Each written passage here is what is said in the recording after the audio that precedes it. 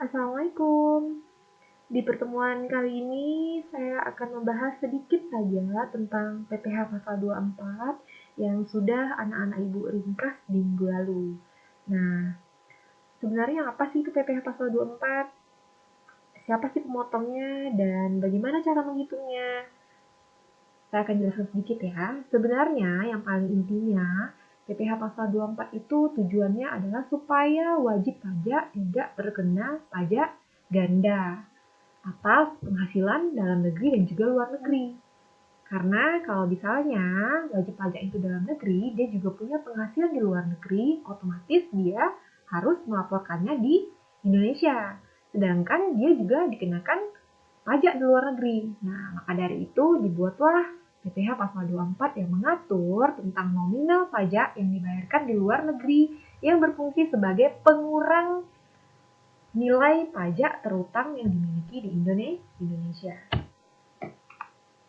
Nah, syarat utamanya yang harus kamu ketahui adalah nilai kredit pajak di luar negeri tidak boleh melebihi utang pajak yang ingin dibayar di Indonesia.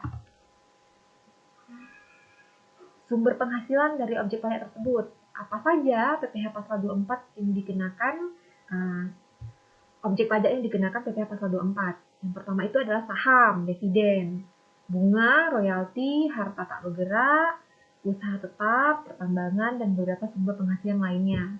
Nah, minggu lalu pertanyaannya itu adalah siapa pemotong PPh Pasal 24? Bisa dilihat, nah, pemotongnya adalah dari yang memberikan dari sumber penghasilan. Kalau misalnya yang pertama, yaitu saham dan dividen, objek pajaknya, otomatis pemotongnya siapa? Pemotongnya adalah yang mengeluarkan saham atau dividen tersebut, ya. Jadi kalau misalnya kamu punya saham di luar negeri dan kamu mendapatkan dividen, maka yang berhak memotongnya itu adalah perusahaan yang mengeluarkan dividen. Jelas ya? Kalau di luar negeri kamu menerima bunga, di mana? Di bank. Maka kamu akan dipotong bunganya oleh bank. Tempat kamu menerima bunga tersebut. Nah, syarat permohonan kredit pajak luar negeri itu adalah yang pertama, laporan keuangan tentang penghasilan yang berasal dari luar negeri, fotokopi surat pemberitahuan pajak yang disampaikan di luar negeri, dan dokumen pembayaran pajak luar negeri. Jadi sebenarnya contohnya seperti ini. PTA dia punya saham di Malaysia. Lalu dari saham yang diinvestasikan tersebut, dia mendapat dividen. Nah, otomatis sebagai wajib pajak dalam negeri, dia harus saham yang dia di Malaysia tersebut kan otomatis penghasilan dia di Indonesia kan, penghasilan wajib pajak Indonesia. Namun karena di luar negeri itu sudah dipotong pajak atas dividen tersebut, otomatis kalau tidak ada PPh Pasal 24, dia harus bayar lagi sebagai pajak penghasilan dalam negeri. Tapi karena dia sudah bayar pajak di luar negeri, dia tidak perlu lagi bayar pajak terutangnya di Indonesia. Tapi dia hanya perlu melaporkannya, melakukan permohonan kepada Direktur Jenderal Pajak bahwa beliau sudah membayar pajak di luar negeri. Jadi hanya perlu menyampaikan dokumen terkait pembayaran di luar negeri tersebut agar tidak ada lagi pajak terutangnya di Indonesia atas pendapatannya di luar negeri tersebut. Nah, namun ada batas maksimum kredit pajak. Nah, ada 3 perhitungannya. Jadi, 3 perhitungan tersebut kamu ambil yang mana yang terendah di antara 3 perhitungan tersebut. Yang pertama, itu jumlah yang terutang atau dibayar di luar negeri. Yang kedua, penghasilan luar negeri dibagi seluruh penghasilan kena pajak dikalikan pajak penghasilan atas seluruh yang dikenakan tarif pasal 17. Yang ketiga, jumlah pajak yang terutang untuk seluruh penghasilan kena pajak dalam hal penghasilan kena pajak adalah yang lebih kecil dari penghasilan luar negeri. Catatannya, apabila penghasilan luar negeri berasal dari beberapa negara, maka perhitungan batas maksimum kredit pajak dilakukan di masing-masing negara. Jadi kalau kamu punya penghasilan itu dari 5 negara, maka batas maksimumnya kamu lakukan di masing-masing negara, di 5 negara tersebut. Nah, kalau perhitungan penghasilan kena pajak tidak menghitung kerugian yang diderita di luar negeri. Jadi, kalau misalnya kita kurang bayar, maka kita tidak akan mendapatkan sanksi. Tetapi kalau kita lebih bayar, maka yang kita lebih bayarkan tersebut dapat dikembalikan. Nah, kita langsung ke contohnya ya. Di sini contohnya adalah PT Mandala menerima dan memperoleh penghasilan neto dari sumber luar negeri dalam tahun 2019 sebagai berikut. Nah, yang pertama itu adalah hasil usaha di negara Jerman dan dalam tahun pajak 2019 sebesar 2 miliar dan tarif pajaknya adalah 35% di negara tersebut ya. Yang kedua, di negara Belanda memperoleh dividen atas kepemilikan saham di EBT Corporation sebesar 1 miliar, yaitu berasal dari keuntungan tahun 2017 yang ditetapkan RUPS tahun 2017 dan baru dibayarkan tahun 2019, dikenakan tarif 20%. Yang ketiga, penghasilan di Indonesia sebesar 5 miliar. Yang keempat, penghasilan berupa bunga semester kedua tahun 2019 sebesar 500 juta dari Bangkok Bank di Thailand.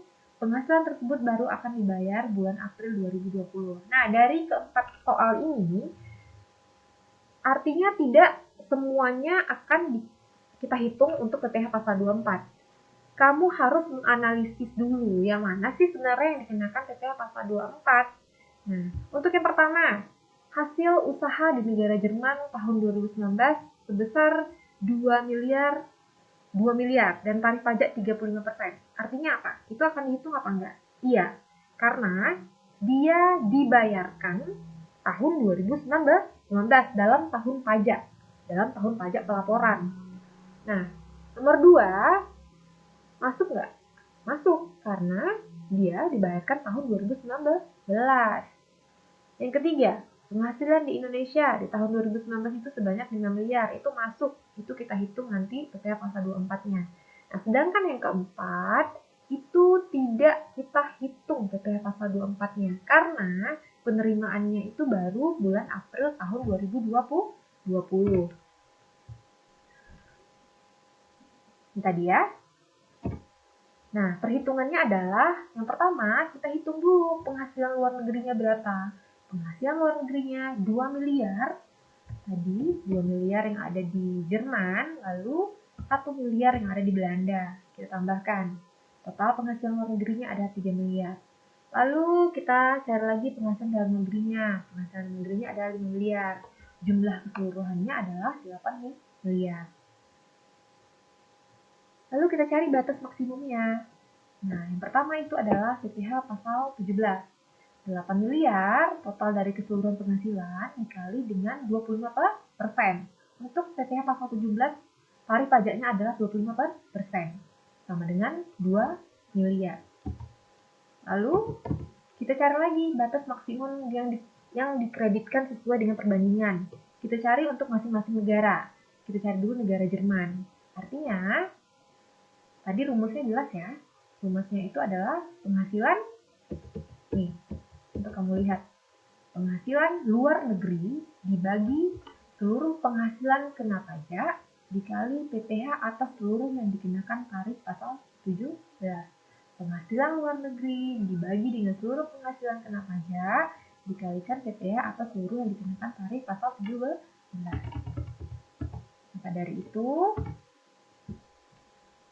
PPh untuk luar negerinya 2 miliar, tadi yang di Jerman ya, dikalikan seluruh penghasilan 8 miliar dikali dengan yang ini, PPh terutang pasal 17.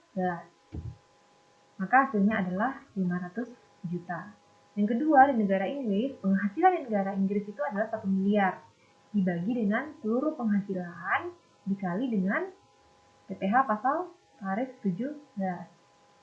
Lalu hasilnya adalah 250 juta. Maka totalnya adalah 750 juta. PPh maksimum dikreditkan sesuai dengan perbandingan kedua negara tersebut adalah 750 juta. Lalu yang Yang ketiga, kita hitung PPh yang dibayar di luar negeri. Jadi, kita hitung yang tadi. Di Jerman itu kan kena tarif pajak 35%, sedangkan di Inggris 20%. Kita cari masing-masing. Di Jerman, tarif pajaknya adalah 35%. Dikenakan tarif 35% dikali dengan 2 miliar, maka hasilnya adalah 700 juta. Di Inggris, tarif pajaknya itu adalah 20%. Dengan jumlah penghasilannya dari 1 miliar ini, maka totalnya adalah 200 juta. Total dari Jerman dan Inggris ini, tarif pajak luar negerinya adalah 900 juta. Maka, kredit pajak yang diperbolehkan yang akan dikreditkan ke Indonesia itu adalah sebesar 750. Karena untuk yang diambil itu yang terendah. Ya. Yang pertama itu kita lihat dari PPh pasal 17. PPh pasal 17 dikenakan dia 2 miliar, tinggi ya, 2 miliar. Lalu dari PPh maksimum dikreditkan sesuai dengan perbandingan kedua negara 750, rendah ya. Nah yang ketiga, kita hitung tarif sesuai dengan yang ada di negara masing-masing, kena 900 juta. Maka yang paling rendah itu adalah 750 juta.